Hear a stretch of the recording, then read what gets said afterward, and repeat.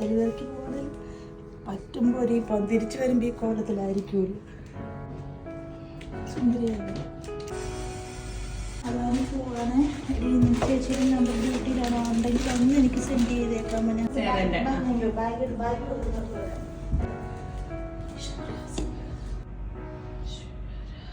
இதயத்தை ஏதோ ஒன்று இழுக்குது கொஞ்சம் என்று இதுவரை இது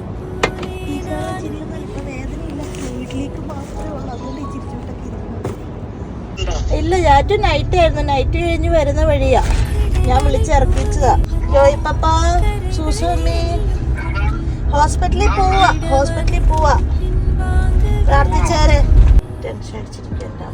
ഹലോ, എന്നാ എടുക്കുവാ? പോയിട്ട് വരാം. കെട്ടിയാൻ വന്നു.